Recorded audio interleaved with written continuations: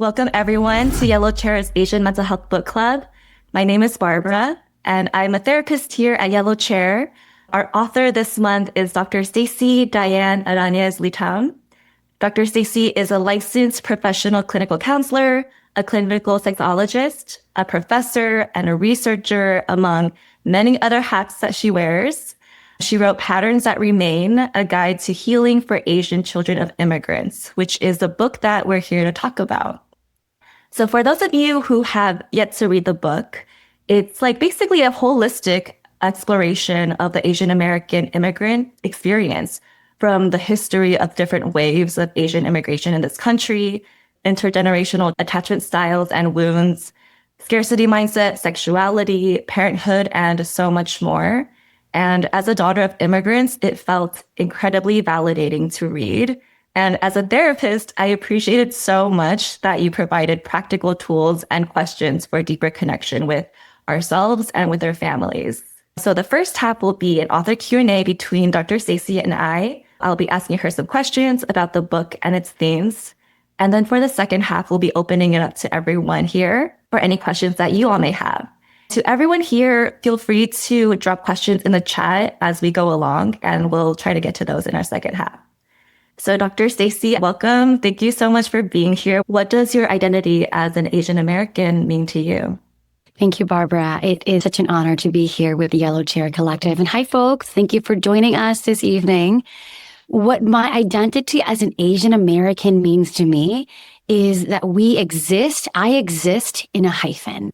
I am forced to always justify my identity as Asian and then also my identity as American. And depending on the spaces in which I exist, what that looks like, how I'm rationalizing that or code switching will look different.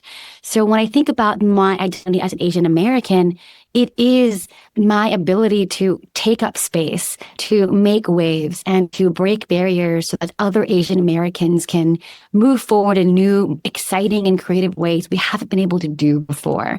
You know, this motto that if you can't see it, you can't be it. So my identity as an Asian American woman is very much positioned in ways where I am placing myself in positions where we can break barriers to exist and thrive. Yeah, I love that. Thank you so much for sharing that. And as you write in your book, as children of immigrants, so many of us are taught from youth that for so many different reasons, don't rock the boat. I feel like that's a big part of the Asian American experience, is not rocking the boat. And you write about how we're pressured so early on to remain silent about our wants, needs, and desires, and challenging the status quo. And I want to hear from you. What do you feel like is the cost of silence to immigrant parents and to their children? The cost of silence for children of immigrants is that we are not able to understand our parents' pain.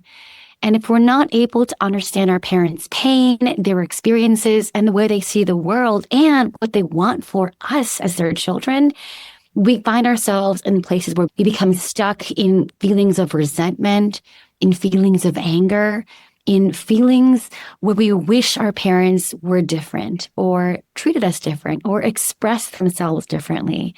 Without this understanding of our parents' stories or narratives or their pain, we're not able to extend the amount of compassion that they are deserving of, and the same compassion that they, so too our parents want that from us. So the more we remain silent about our generational trauma patterns and our family stories, the more these stories exist in silence.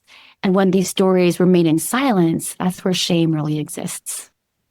Yeah, just the cost of not being able to talk about real feelings of their experience, what they've been through.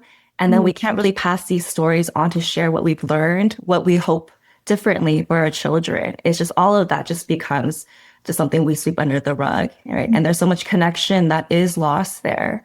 And it seems like there is so much disconnection that definitely I see in my real life and with my clients that so many children of immigrants feel. A lot of that has to do with feeling like we're not this typical like American family, and we don't fit this narrative of what it looks like to be like, you know, a functional like nuclear family, right? But And that's like one part of your book that I really appreciated you speaking on was the love languages. I really like how you wrote about the five love languages that we've all heard before, like, words of affirmation, physical touch, gifts, and how they just don't fully resonate with the Asian American experience sometimes because it wasn't really our experience of love. But that doesn't mean we weren't shown love. Right. And so I would really love to hear from you. If you could create a list of love languages for immigrant families, what would you include on that list?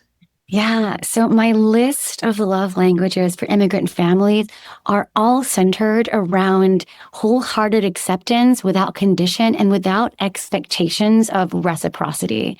So things like beyond the obvious kind of cut fruit, when our parents say, "What do you want from Costco?" That's a love language. When our parents say, "Put on a sweater, it's cold outside," that's a love language. When they make our favorite meals, make sure their pantries are stocked with our favorite snacks, when they remind us of events coming up or show up for us in ways that we don't always expect, those are all love languages. So it's really about learning to translate different kinds of care and honoring that as our parents' best attempts to connect with us, because many of our parents, I can speak from my own experience, don't have the mental health literacy to express, "I worry about you. I want something different for you. And I'm scared that this choice you've made might not be the one that I would choose for you. And because of that, I don't know how to prepare for that. And I don't know how to parent you through that." They are concerned for what will happen next, and they hope that they can help us figure it out. But that often isn't what we notice. So noticing those moments of care, the wholehearted acceptance, those glimmers of connection seeking or bids for connection, those would all be examples of immigrant family love languages.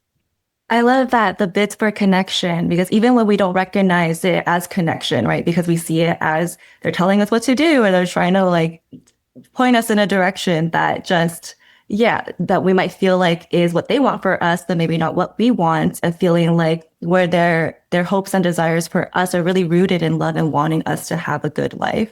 But that can sometimes be a disconnection because how it's shown is not what we really see out in the world too much. We don't really recognize this as a love language. We see it as something else. And that can be really painful to feel like we don't have that connection with our parents when they really are really looking out for us in the ways that they know how, the way they knew best. And that lack of connection can just be really painful. Right? Yeah. And I wanted to touch on how we learn to relate to our parents and how it might show up in our attachment style, like you write about a lot in the book. In your book, you write how a lot of these attachment wounds that we might have from our parents from not really feeling that love or not really feeling that connection can become internalized beliefs like, I don't deserve to feel love, closeness, or security. I am broken and shameful.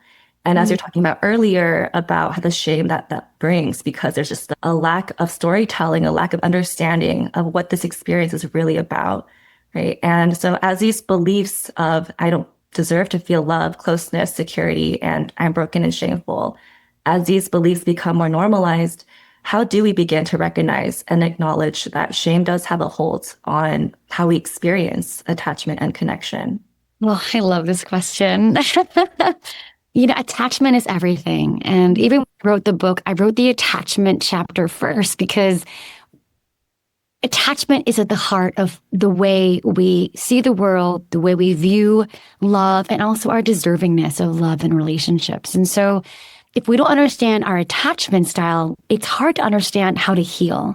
And when I think about how our parents' internalized messages show up in our relationships, I find that it tends to be in ways where we exist in insecure attachment styles. So we might push our partners away, engage in testing behavior to see, are you really going to stay? Do you really love me? Am I going to feel abandoned by you? Are you going to let me down? Because in many ways, our parents show up for us. In a lot of ways, they let us down. Our underlying fear is often, is this person that I love and feel connected to, will they also let me down? Will they abandon me? Yeah. So that's the first half. And the other half of us might engage in sort of an anxious pursuit, this sort of, let me convince you that I'm good enough, handsome enough, beautiful enough, smart enough, pretty enough for your attention and love and affection. And then once we get it, we're like, okay, we're done here because we can't believe that we are worthy of such love. So we chase it, chase it, chase it, and we get it and we wonder what to do with it.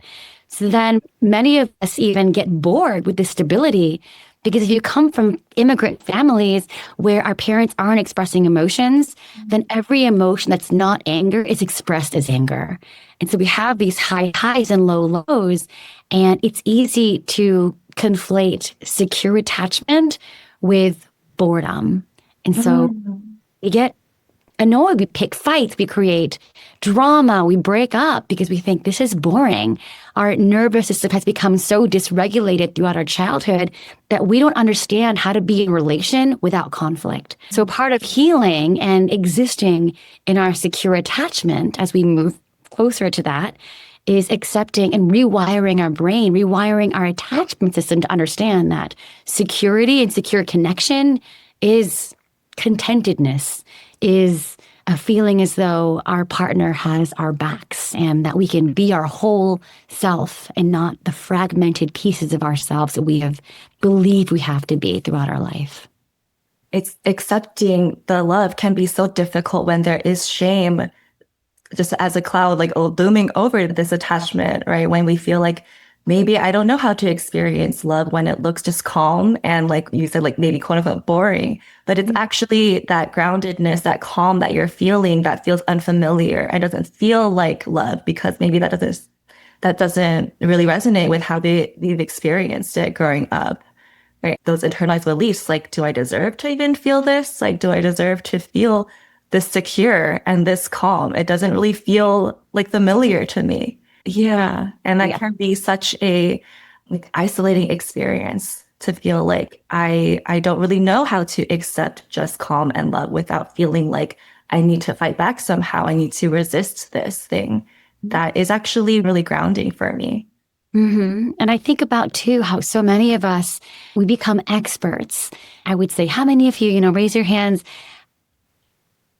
know and can sense that energetic change when one or both parents enters a room and there's conflict. That feeling of tension, that feeling of knowing deep down what to do, what not to do, what to say, what not to say to avoid activating one or both parents. You become experts at prioritizing the well-being and the balance and the harmony of everyone else at the expense of our own.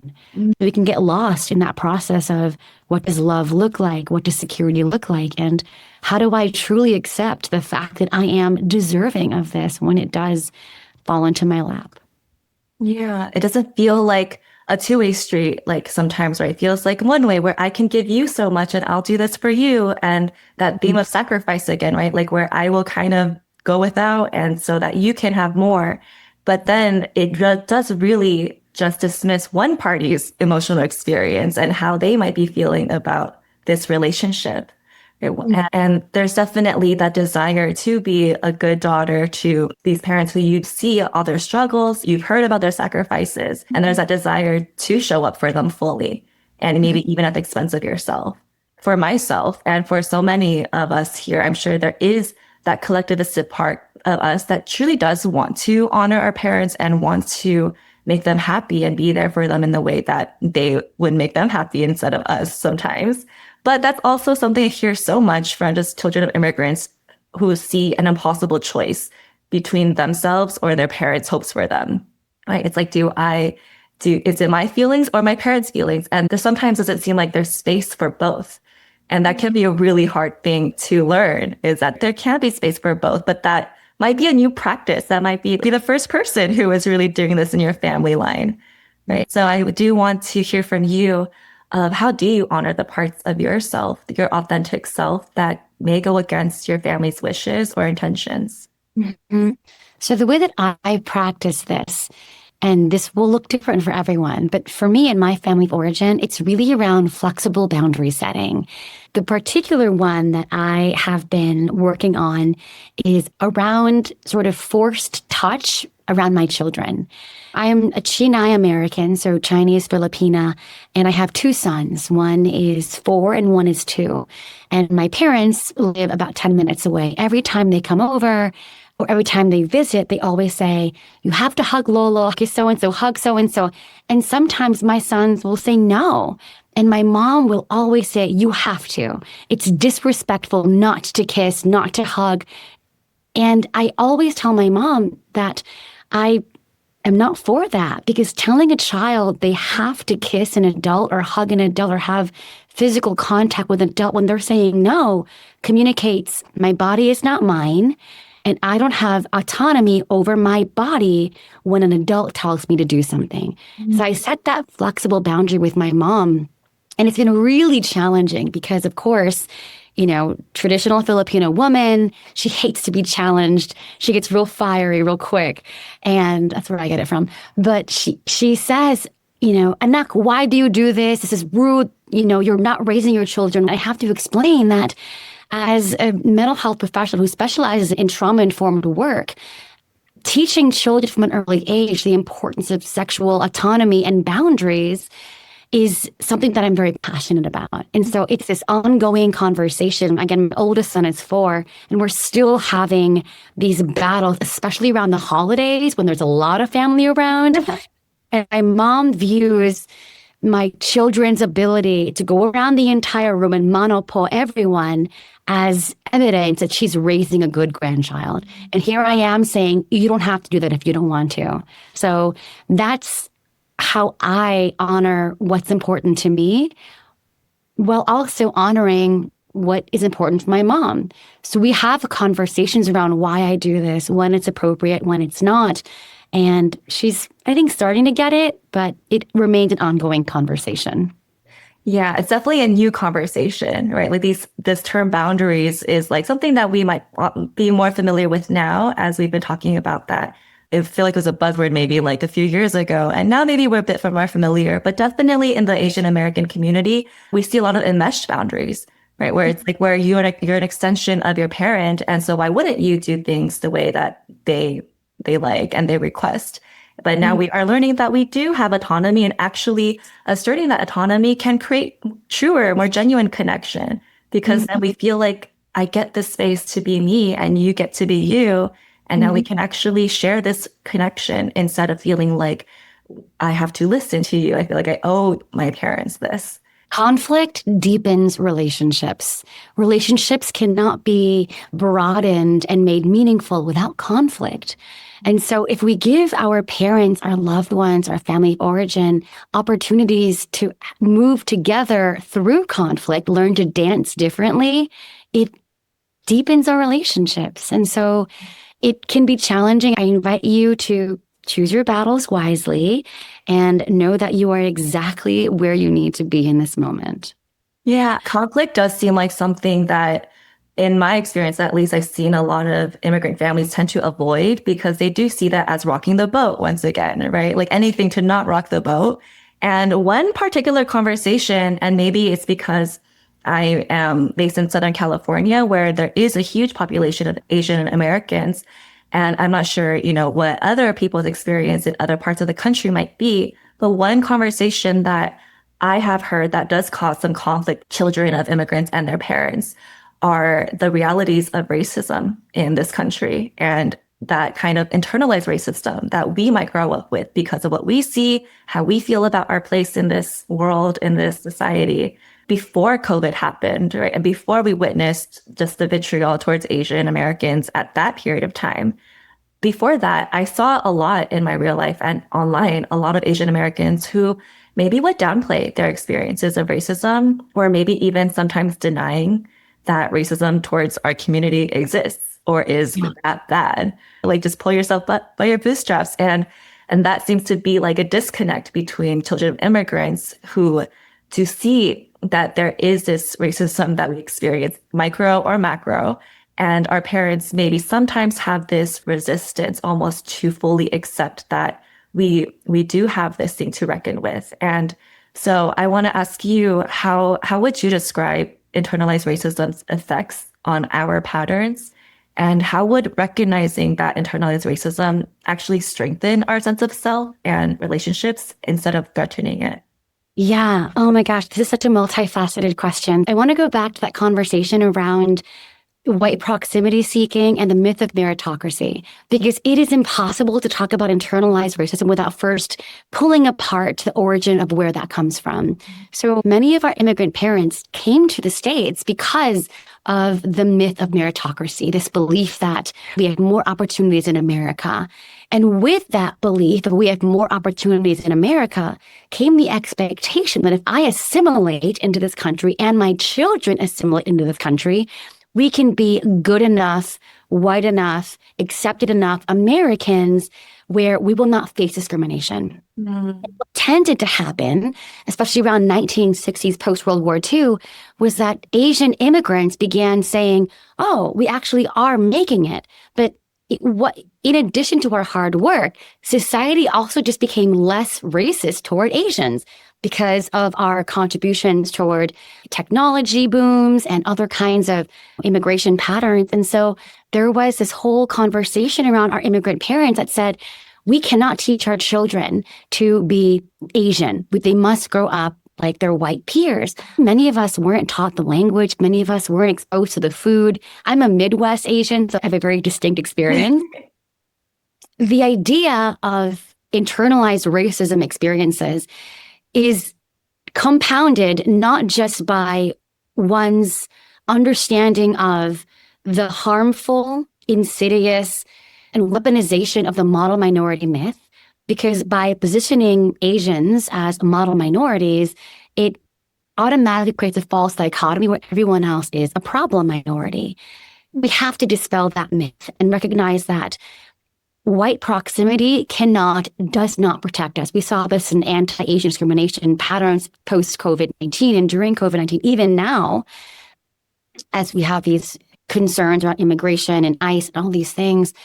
And so our internalized racism experiences also depend on our ethnic identity development. So where do we fall on our identity salience? How Asian do we feel?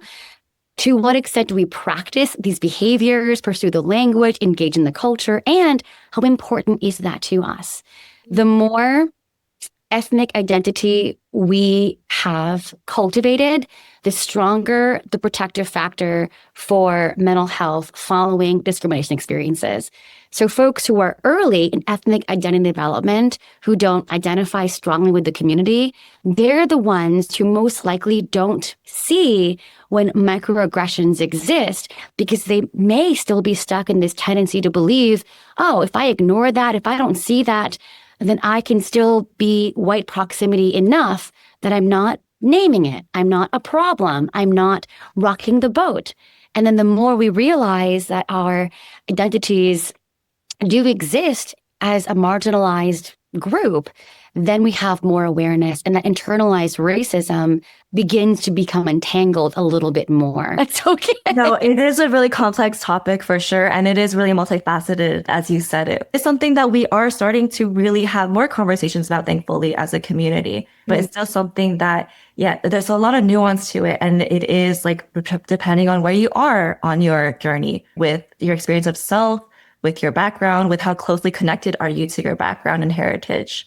Right? Like, and all those things definitely play into where you're from. Like, I know as a SoCal Asian, it's very different from a Midwestern Asian, and the experiences that we have are going to be vastly different. Mm-hmm. And it makes sense that we're not on the same page about this yet, right? This is something that we are starting to recognize, that it does affect our quality of life, our experience of ourselves with our peers, with our families, and how we feel like we need to fit into this box of whiteness in order to be safe. And oftentimes that is really disconnecting for ourselves. Yeah. And then even more so with our families who come from these very diverse backgrounds, right? And feeling like the whiter I appear and seem, then maybe the safer I will be. And what that has actually created, that I've seen a lot, is, again, this disconnection between self and the family, right? I actually would love to know what kind of rituals and practices that you do to stay close to your heritage. So I have an ancestral table where I have pictures of all of my loved ones who have passed. And so I do, and then I also have incense to honor both identities that I hold as a China American woman. And so we do the altar, we engage in a lot of Filipino food. And right now I'm trying to learn the in language, the script. And Dr. Cornell, I know you have that down, but I'm still in the process of learning. My rituals are really around re-indigenizing my identity and reclaiming my identity as a China American woman and finding out what that means. Admittedly, it's a little bit later to the Asian identity game. Growing up in the Midwest, I was one of 3 Asian Americans in my entire high school and the only brown girl. And so what it meant to me to be Asian was different than what it meant for, Korean American and a Chinese American. And I remember, always having to compare myself with my darker skin in the summer and the way my hair was and all these different things. So the rituals that I engage in now are ones that allow me to recenter my identity and experience wholeness, especially from the parts that I felt were unworthy or bad or shameful growing up. It just sounds like you're making room to honor all the parts of you, even including the ones that came before you, right? And really honoring your ancestors and the family that you come from as a way of honoring yourself. Right? Again, like moving closer to who you come from and the community that you come from. Again, it does seem like we all have different stages of life or phases of life where we ask ourselves, like, what does it mean to me to be Asian American, right? What does that identity mean to me? How much of it do I want it to mean to me? And what would that look like if I were to really honor that part of myself more? Okay. And I would really love to, I know that you are a clinical counselor and have been for a really long time and have so much wisdom to share as you kind of have been learning a lot about just your background, about Asian American background in this country. I would really love to hear more about what changed for you as a counselor and mental health professional as you are learning and healing your patterns. So what changed for me as a mental health professional is I have so much more compassion for identity work. And I am so much more embedded in attachment work than I ever was. I feel like we cannot understand how to better relate to others in our relationships or within our family of origin and in the workplace without first understanding our attachment styles and what we need to feel connected and whole and happy and safe and secure. And so that tends to be the kind of work that I focus on now in cultivating secure attachments and then also cultivating community, meaningful community, however that looks for you. So those are the 3 things that I really lean on in a different way. Yeah, I love that. And as a therapist myself, I'm really appreciating of you continuing this work so that I can continue to follow along and better my work as a counselor as well. And before I open it up to the group, my last question to you will be, as the larger conversation around Asian Americans continues to grow, and I'm really glad that we are having more of these conversations now, what do you see as something that maybe that we don't talk about enough, that we might just overlook when we do talk about the Asian American experience? When I think about the Asian American experience, gosh, 5 years ago, we were not even talking about mental health. Mental health is new. We're like new kids here. Yeah. Years ago. To imagine that we are sitting here talking about mental health, healing generational diasporic wounds, it's incredible. Yeah. We're doing this work now. We still have a long way to go.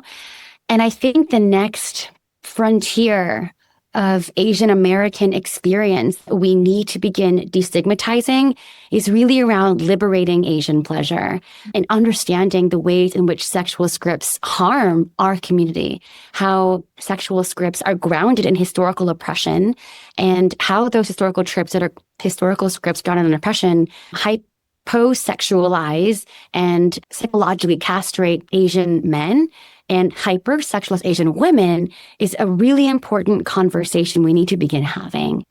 And so these are all things that I like to explore and talk about on my Instagram to begin having these conversations where folks can recognize that these stereotypes aren't new. Recognizing the origin of that is the first step to begin untangling those sexual scripts.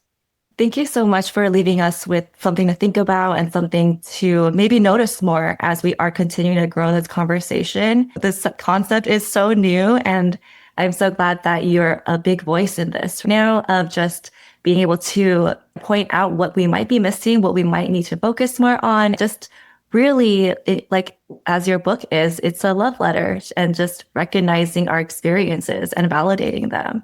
So thank you so much for answering all of my questions. I could ask you many more, but we just have a shorter time today. Thank you for listening for Yellow Chair Collective, the podcast. If you have found any value from the show, please follow us at Yellow Chair Collective on Instagram and go on our website, yellowchaircollective.com, if you would like our services.